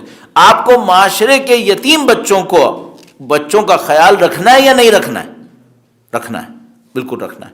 اس میں پیسہ لگے گا یا نہیں لگے گا؟ لگے گا. کیا یتیم بچے پیسہ فوراً واپس کریں گے؟ کیا نہیں کریں گے. لگانا واجب ہے یا نہیں ہے؟ بہت واجب ہے، واجب ہے. اتنا واجب ہے کہ امیر المومنین نے کہا تمہیں خدا کی قسم یتیموں کا خیال رکھنا، ایسا نہ ہو یہ درماندہ رہ جائیں، بے آسرا رہ جائیں، کوئی ان کا دیکھنے والا نہ ہو۔ کیوں؟ امام کی نظر صرف اس پہ نہیں ہے چند یتیم بچوں کے ساتھ، ان کو پتہ ہے پھر قوم کے ساتھ کیا ہوگا، یہ قوم ختم ہو جائے گی۔ اگر وہی لہجہ استعمال کرتے ہیں اللہ اللہ فی القرآن، وہی لہجہ استعمال کرتے ہیں اللہ اللہ فی الایتام، تمہیں خدا کی قسم یتیموں کا خیال رکھنا، خدا کی خاطر یتیموں کا خیال کرنا۔ اچھا یہ پروجیکٹ پیسہ لے گا، لے کوئی مسئلہ نہیں ہے، اس میں دین کا حکم ہے، اس میں پیسہ لگانا واجب ہے، یہ پرائورٹی ہے۔ پیٹ کاٹ کے لگانا پڑے، ہاں پیٹ کاٹ کے لگا دو، کوئی مسئلہ نہیں ہے، اللہ نے کہا ہے، اللہ سے بڑھ کر تو میں مصلحت کو جج نہیں کر سکتا ہوں۔ اس کے بعد کچھ پروجیکٹس آتے ہیں عزیزان محترم کہ جو انیشیلی پیسہ لیتے ہیں پھر پاؤں پہ کھڑے ہو جاتے ہیں۔ مثال کے طور پر آپ ایک کارخانہ لگائیے، شروع میں پیسہ لے گا، بعد میں پیدا کرے گا، پاؤں پہ کھڑا ہو جائے گا، وہ اپنا چلے گا۔ اسکول لگا لیجئے، شروع میں پیسہ لگے گا، بعد میں پاؤں پہ کھڑا ہو جائے گا، چلے گا۔ یونیورسٹی لگا لیجئے، شروع میں پیسہ لگے گا، پھر بعد میں اس کے آرگنائزیشن سسٹمز فلاں بنائیں گے آپ، کہیں نہ کہیں اپنے پاؤں پہ کھڑا ہو جائے گا۔ کس طریقے سے کھڑا ہوگا وہ اللہ جانتا ہے، مجھے کیسے کرنا ہوتا ہے۔ تیسرا ایک پروجیکٹ ہوتا ہے جو باقی دو پروجیکٹس کے لیے پیسہ بناتا ہے۔ آپ نے ایک بزنس شروع کیا ہے، اس بزنس میں آپ نے پیسہ لگایا ہے، اس پیسے سے آپ نے کیا کرنا ہے؟ اس سے آپ نے اپنی عیاشیوں پہ خرچ کرنا ہے؟ نہیں، اس سے آپ نے یتیم خانہ بنانا ہے، اس سے آپ نے وہ سیکنڈ پروجیکٹ کے لیے پہلی فائنینس کو تیار کرنا ہے۔ یہ تیسرے پروجیکٹ قوم کے پاس ہیں یا نہیں ہے؟ مشکل یہاں پھنسی ہوئی ہے۔ ہمارے پاس کوئی کانسیپٹ اس قومی سطح پر اس تیسرے پروجیکٹ کے لیے نہیں ہے۔ ہمارے پاس قومی سطح پہ جتنی فکر آ رہی ہے، اگر آئی یا پہلے کے لیے آ رہی ہے یا دوسرے کے لیے آ رہی ہے، تیسرے پہ کوئی کام نہیں ہو رہا ہے۔ جو جتنا مجھے اندازہ ہو رہا ہے یا جو ہو رہا ہے وہ اتنا کم ہے کہ اس کو میں نظر انداز کر رہا ہوں اور کہہ رہا ہوں کوئی کام نہیں ہو رہا۔ یہ ہماری مشکلات میں سے ایک مشکل ہے۔ یہ جو تیسرے ٹائپ کے پروجیکٹس ہیں یہ بہت امپورٹنٹ ہے۔ یہ صرف پیسے کا بھی معاملہ نہیں ہے، یہ ہیومن ریسورسز بھی ہیں۔ یہاں پر ہیومن ریسورسز بھی ہیں کہ بھئی انسانوں کی تربیت کیسے اس انداز میں کی جائے کہ پھر ہمارا معاشرہ آگے بڑھ سکے۔ خلاصہ کلام عزیزان محترم، تیسری چیز جو ہمیں سکھاتی ہے وہ نظم و ضبط ہے۔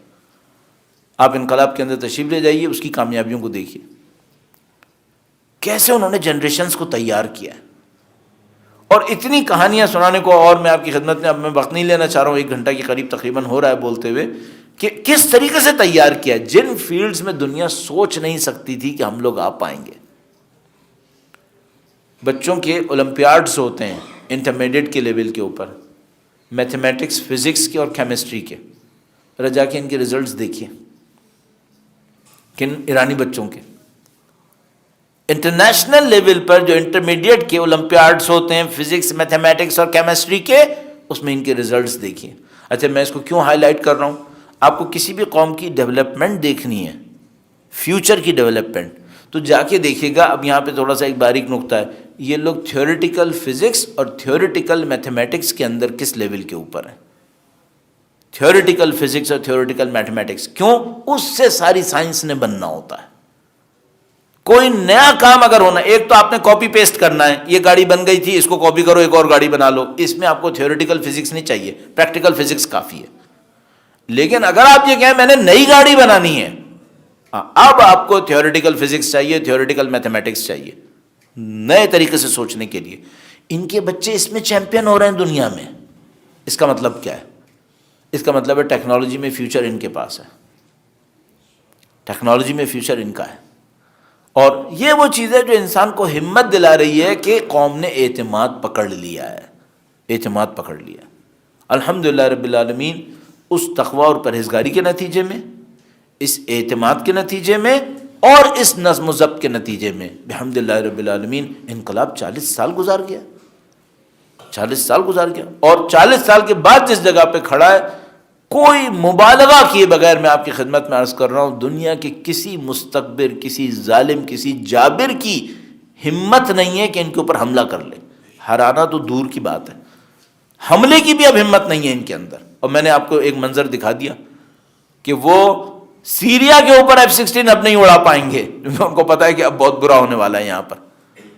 سوچ پائیں گے کہ ایران کی حدود کے اندر داخل ہو پائیں گے لوگ؟ یہ کہانی ہے جو اس وقت ہے۔ اچھا یہ سب کیوں ہے؟ لب لباب، یہ سب کیوں ہے؟ بالآخر اللہ کا ایک وعدہ پورا ہونا ہے۔ پہلے دن سے امام خمینی نے کہا تھا ہم نے یہ انقلاب کیا ہے تاکہ امام کی تشریف آوری سے پہلے تیاری کر لیں۔ پہلے دن سے وہ فرما رہے تھے انقلاب مہدی کا پیش خیمہ بنے گا۔ ان کی ذات پہ درود بھیجے گا محمد و آل اللہم صلی علی محمد و آل محمد وعجل فرج۔ ایک موقع ہم لوگوں کو ملا ہے، اس کشتی میں بیٹھنا ہے یا نہیں بیٹھنا ہے، بس موقع ہے یہ۔ اگر سمجھتے ہیں کہ ہاں بھائی کچھ ہونے والا ہے تو بھائی پھر کسی بھی طریقے سے کوشش کرو اس کشتی میں آ جاؤ۔ البتہ صرف نعرے لگا کے نہیں آؤ، کام کر کے آؤ، اپنے پوٹینشیل کو ریز کرو۔ مثال کے طور پر میری تو اب عمر جو کچھ بھی ہو گئی، مثلا یہاں پہ بچے بیٹھے ہیں، یہ لوگ کیا کریں؟ تینوں کے اوپر کام کرو۔ نمبر 1 اللہ کی بندگی، تقوی اور پرہیزگاری، اس پہ محنت کرو۔ نمبر 2 اعتماد حاصل کرو، چیلنجز کو ایکسیپٹ کرو، تعلیم کے اندر، ٹیکنالوجی کے اندر، اللہ کی بندگی میں، انسانوں کی خدمت کے اندر چیلنجز کو ایکسیپٹ کرو۔ نمبر 3 آرگنائزیشن، نظم و ضبط لے کر آؤ اپنے اندر۔ آپ اپنے اندر دیکھو میرے اندر نظم و ضبط کی کہاں پہ کمی ہے، اس کو پورا کرو۔ جب تک آپ ویلیوز کے اوپر یقین نہیں کریں گے کہ ویلیوز آپ کو پے کریں گی، آپ ویلیوز کو اڈاپٹ نہیں کریں گے۔ ویلیوز پہ یقین کرو کہ ان کی ویلیو ہے اللہ کی بندگی، اپنے اندر اعتماد اور نظم و ضبط، ویلیو ہے اس کو۔ اب اس کی ویلیو میں مثال کے طور پر نظم و ضبط نے کیا ہے؟ اپنی زندگی کا شیڈیول بناؤ، صبح سے لے کے شام تک کیا چاہیے تمہیں، ایک مہینے میں کیا کرنا ہے، زندگی کے لیے کیا سوچا ہے۔ ظاہر ہے بہت ساری چیزیں ہم ڈیفائن نہیں کر سکتے، لیکن کم سے کم پوائنٹر تو بنا لو۔ اللہ نے ہمیں اتنا اچھا نظام عبادت دیا ہے نماز کے ذریعے سے، یہ ہمارے پورے دن کے ٹائم کو آرگنائز کرنے کے لیے 3 پوائنٹر بن جاتے ہیں پورے دن کے اندر۔ صبح کو یہ ہوگا، پھر دوپہر میں یہ ہوگا، پھر شام میں یہ ہوگا۔ اب بتاؤ ان بٹوین فل کیسے کرو گے اسے؟ یہ خدا کا عبودیت کا جو نظام ہے یہ صرف جنت میں نہیں لے کے جاتا ہے، یہ دنیا کو بھی جنت بنا دیتا ہے۔ یہ اللہ کا عبودیت کا نظام کوئی آسان بات نہیں ہے، ہر قسم کی کامیابی اس نظام کے اندر ہے۔ تو آپ اگر اس کو لے کر چلے، ایک ایک مستحب کو اہمیت دو۔ یہ لوگ جو جیتے ہیں یہ ایسے نہیں جیتے ہیں۔ یہ لوگ، میں ایک زمانے میں اپنے جب نیا طالب علم بنا تھا، بلکہ اس سے پہلے جب پاکستان میں تھا، تو ایک واقعہ پڑھ رہا تھا اللہ کے نبی کے زمانے کا، کہ اللہ کے نبی نے کوئی پتہ نہیں کوئی گروہ بھیجا کسی جگہ کے اوپر، وہ دشمن کے سامنے گئے تو انہوں نے دیکھا ہم دشمن کے سامنے کمزوری کو احساس کر رہے ہیں۔ تو انہوں نے کہا کہ بھائی یہ تو نہیں ہونا چاہیے تھا، اللہ کے نبی نے ہمیں جو وعدے دیے ہوئے اس کے ہوتے ہوئے ہمارے اندر طاقت کا احساس ہونا چاہیے تھا، تو آج ہمارے اندر کمزوری کا احساس کیوں آیا ہوا ہے؟ تو انہوں نے کہا کہ یقیناً ہم نے خدا کی کوئی نافرمانی کی ہے جس کی وجہ سے کمزوری آ گئی ہمارے اندر۔ تو انہوں نے کہا کہ بھائی وہ نافرمانی ہم سے کیا ہوئی ہے؟ اب اس واقعے کے اندر صحیح یا غلط کو چھوڑ دیتے ہیں۔ تو مثلا اس واقعے کے اندر تھا کہ بھئی ہم نے یہ احساس کیا کہ ہم نے ایک مستحب ترک کر دیا، ہمیں اس مستحب کو انجام دینا چاہیے، اس مستحب کو انجام دیا اور مثلا معاملے کو حل کر لیا۔ ابھی چونکہ واقعے کی استناد کا مجھے یقین نہیں ہے، اس لیے میں وہ نہیں عرض کر رہا ہوں مستحب کیا تھا۔ حق یہی ہے، جب بھی آپ دیکھیں نا کہ ہم معاشرے میں کمزور پڑ رہے ہیں، سمجھ جائیے آپ نے دین میں کوئی چیز ترک کی ہے۔ اگر دین پہ عمل ہوتا یہ کمزوری نہیں آ سکتی تھی۔ اچھا کیا میں یہ کہہ رہا ہوں کہ دشمن نہیں آ سکتا تھا؟ نہیں، دشمن آئے گا۔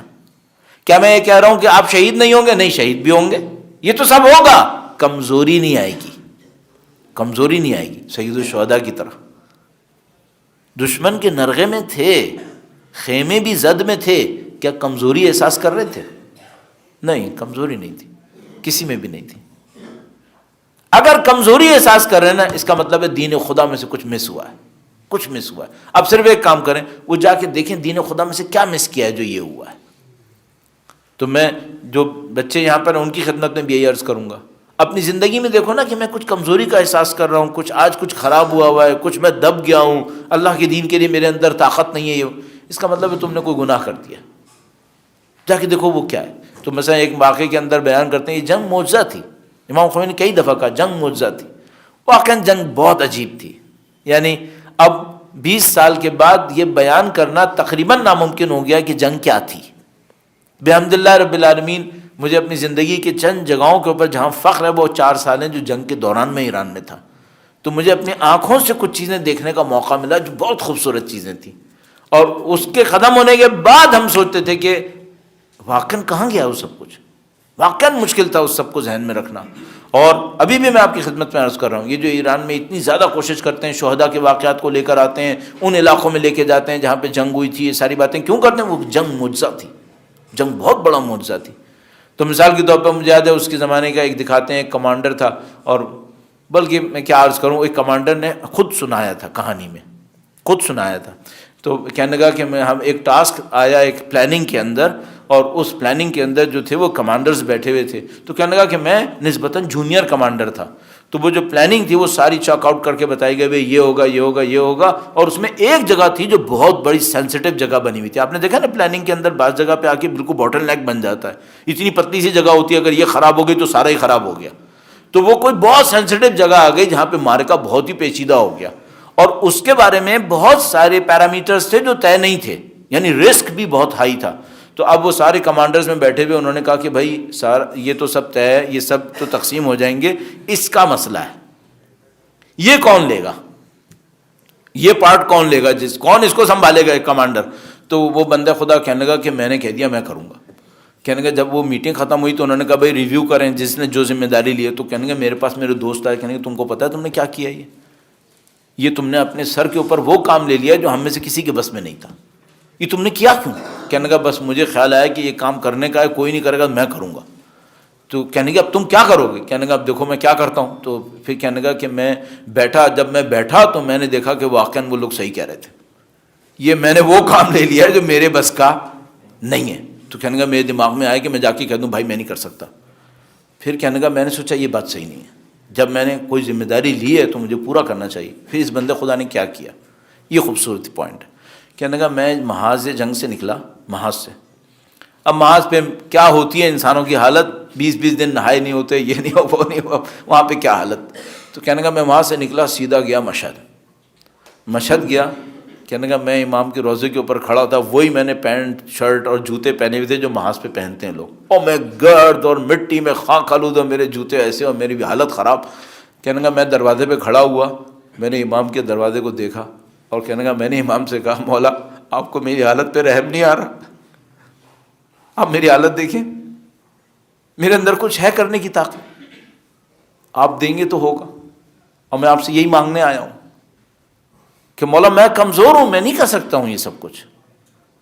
پورا انقلاب انہی جملوں پہ چلے ہیں، یہ انقلاب ان جملوں پہ چلا ہے۔ امام خمینی بھی یہی کہتے تھے، یہی جو آج میں اور آپ کھڑے ہیں، آج 11 فروری کا دن مثال کے طور پر 22 بہمن کہتے ہیں، اس سے ایک رات پہلے کا واقعہ ہے، اس سے ایک رات پہلے کا واقعہ، جب امام خمینی نے ان کے سامنے ایک مشکل آ گئی، فوج نے ماشاء اللہ اعلان کر دیا اور کہا جو گھر سے باہر نکلے گا اس کو ختم، شوٹ آن سائٹ، جو نظر آئے شوٹ کر دو۔ اب امام خمینی کے پاس لوگ آئے، کہا بھائی انہوں نے تو ماشاء اللہ اعلان کر دیا شوٹ آن سائٹ ہے، اب کیا حکم ہے؟ کہنے کہ میں تم کو بتاتا ہوں۔ اچھا گورنمنٹ کا پلان کیا تھا؟ گورنمنٹ کا پلان یہ تھا کہ ماشاء اللہ لگاؤ، سب لوگوں کو گھروں میں بھیج دو، پھر جہاں امام خمینی رکے ہوئے وہاں پہ ایئر فورس آئے گی، بمباری کرے گی، معاملہ ختم، انقلاب ختم ہو جائے گا۔ اب 2 راستے تھے، یا تو پبلک گھروں میں جائے تو پھر تو انقلاب ہی ختم ہو گیا، یا پبلک کو آپ باہر بلا لیں۔ اچھا پبلک باہر بلانے کا مطلب کیا ہے؟ قتل، خون بہے گا، فوج ہے، فوج تو حکم پہ عمل کرے گی، شوٹ آن سائٹ ہے، لوگ مریں گے۔ اب لوگ امام خمینی کے پاس ہے، کیا کریں؟ امام خمینی کا میں تم کو بتاتا ہوں۔ ان کا خادم کہتا ہے امام خمینی کمرے کے اندر گئے، کافی دیر بیٹھے رہے اندر، اب باہر لوگ بیٹھے ہوئے ہیں، بڑے بڑے لوگ جو انقلاب کے لیڈرز کے، بھائی اب کیا ہوگا؟ اب سب یہ کہہ رہے ہیں امام خمینی کہیں گے کہ نہیں ہو، لوگوں سے کہو گھروں کے اندر رہیں چونکہ بہت خون بہے گا، کل ہم اس معاملے کو کسی اور طرح نپٹائیں گے۔ وہ نوکر کہتا ہے وہ اندر گئے، کافی دیر تک میں انتظار کرتا رہا، کوئی کسی کے واپس ہی نہیں آئے۔ تو کہنے لگا کہ میری ہمت ہوئی تو میں نے کہا کہ میں سنوں تو صحیح وہ کر کیا رہے ہیں، دیکھوں تو صحیح۔ تو کہنے لگا میں نے دروازے میں سے دیکھا، یا پتہ نہیں اس کو آواز آئی، تو وہ اندر سے چلا کر اسی خاموش لہجے میں امام سے کہہ رہے تھے، کہتے مولا آپ نے ہدایت دی تھی تو میں یہاں تک آیا تھا نا، میں اپنی طاقت پہ نہیں آیا ہوں، یہاں تک بھی آپ کی ہدایت پہ آیا ہوں۔ مولا اب آپ مجھے بتائیں مجھے کیا کرنا ہے، میں کچھ نہیں کر سکتا، میں کمزور انسان ہوں۔ جب وہ سارا کچھ ہو گیا تو نوکر کہتا ہے، وہ اس ملازم نے بتایا، کہنے گا اتنی نورانیت ان کے کمرے میں تھی، کہنے گا پھر میں خوف کے مارے چلا گیا کہ پتہ نہیں وہاں پہ کیا ہو رہا ہے۔ تھوڑی دیر میں وہ نکلے، اسی استوار لہجے کے اندر استقامت کے ساتھ کہا لوگوں سے کہو باہر آ جائیں۔ لوگوں نے کہا آقا کیا باتیں کر رہے ہیں، لوگ باہر آ جائیں، مر جائیں گے سب لوگ، یہاں ہزاروں لوگ ڈھیر ہو جائیں گے، فوج کے پاس تو جتنی گولیاں ہیں سب مار دیں گے، وہ ایک ایک گولی پہ ایک بندہ مرے گا۔ انہوں نے فرمایا نہیں، باہر آ جائیں۔ کہا آقا صاحب آپ اس خون کی ذمہ داری آپ لیں گے؟ کسی نے بالکل کنونس کرنے کے لیے کہا آپ اس خون کی ذمہ داری لیں گے؟ کہنے گے اگر یہ حکم آقا کا ہو پھر کون ذمہ داری لے گا؟ کرو۔ یہ انقلاب ایسے چلا ہے۔ آپ نے رہبر معظم کا وہ جملہ یقیناً سنا ہوگا جو جمعے کے خطبے میں ایک دفعہ انہوں نے ارشاد فرمایا تھا، جب وہ دشمنوں نے سازش کی تھی انقلاب کے بعد، اور کیا مکاریاں کیا فریب کاریاں لوگوں کو دے دے کے روڈز کے اوپر بلایا، اور کتنا کچھ انہوں نے نقصان پہنچانے کی کوشش کی، آخر میں کیا ہوا؟ آخر میں رہبر معظم جمعے کے خطبے میں آئے، انہوں نے خداوند متعال کے سامنے التجا کی۔ التجا کرتے ہوئے انہوں نے امام زمانہ کو خطاب کیا۔ سب نے وہ کلپ دیکھا ہوگا کس طریقے سے رہبر معظم نے امام زمانہ کو خطاب کیا، مولا میں ایک جان ناچیز ہے میرے پاس، میرا تو جسم بھی ناقص ہے، اور جو کچھ ہے عزت آپ کی دی ہوئی ہے، اور اس عزت کو ہتھیلی پہ رکھ کر جب تک میری دم میں دم ہے آپ کے لیے محنت کروں گا۔ ہمیں یہ چاہیے۔ کچھ لوگ آئیں اپنے رابطے کو خدا سے اور اس کے نظام سے، اس کے نبی اور اس کے امام سے استوار کر لیں، اور خدا سے کہیں خدایا کام دے دے، ہم کرنا چاہتے ہیں۔ اگر وہ ہمیں کام دینا شروع کر دیتے ہیں عزیزان محترم، پھر کام ہی کام ہے ہمارے پاس، عزت ہی عزت ہے۔ نہ کہ مشکل نہیں ہوگی، نہیں مشکلیں تو بہت آئیں گی، لیکن یہ کہ الحمدللہ رب العالمین خدا کی دی ہوئی عزت ملے گی ہمیں۔ یہ انقلاب ہے، یہ اس طرح انقلاب آتے ہیں، اس طرح انقلاب چلتے ہیں۔ الحمدللہ خدا متعال نے بہت اچھا موقع دیا ہم لوگوں کو، اور جتنا محنت کریں کم ہے، چونکہ ان محنتوں کا ایک انتہائی خوبصورت اجر امام کی تشریف آوری کی صورت میں آنکھوں کے سامنے ہے انشاءاللہ تعالی۔ خدا سے دعا کرتے ہیں پاک پروردگار تجھے واسطہ نبی اور اولاد نبی کا اس انقلاب کی حفاظت فرما۔ خدایا اس انقلاب کی راہ میں جن لوگوں نے اپنی جانوں کے نذرانے پیش کیے، چاہے انقلاب کے دوران، چاہے جنگ کے دوران، چاہے اس کے بعد، ان تمام کی شہادتوں کو اپنی بارگاہ میں قبول فرما۔ اے خدایا وہ علماء کرام، شہید مطہری جیسے لوگ، شہید بہشتی جیسے لوگ، شہید رجائی جیسے لوگ، باہنر جیسے لوگ، ان تمام علماء کرام کو شہدائے کربلا کے ہمراہ محشور فرما۔ اے پاک پروردگار اس انقلاب کے پیغام کو سمجھنے، اس پر عمل پیرا ہونے کی سعادت نصیب فرما۔ خدایا انقلاب کے بانی امام خمینی کی روح مقدس کی درجات میں مزید بلندی نصیب فرما۔ انقلاب کے رہبر معظم، اس انقلاب کے نگہبان، اے پاک پروردگار وقت کے امام کے اس خدمت گزار سید بزرگوار، ان کی تمام تر توفیقات، ان کی عمر، ان کی صلاحیتوں میں اور ان کی کامیابیوں میں اے پاک پروردگار وقت کے امام کے صدقے میں اضافہ فرما۔ اے خدایا اس انقلاب کو تو نے 40 سال سے دشمن کے نظروں سے محفوظ رکھا ہے، پاک پروردگار تمام اشرار کو جو قابل اصلاح نہ ہو واصل جہنم فرما، اس کے حامی اور دوستوں کی تعداد میں اضافہ فرما۔ خدایا اس انقلاب کے صدقے میں سید و سردار مولا اور آقا امام آخر الزماں کے ظہور مبارک میں تعجیل فرما۔ ہمیں اور ہماری نسلوں کو ان کے جانثاروں اور ان کی راہ میں شہادت حاصل کرنے والوں میں قرار فرما۔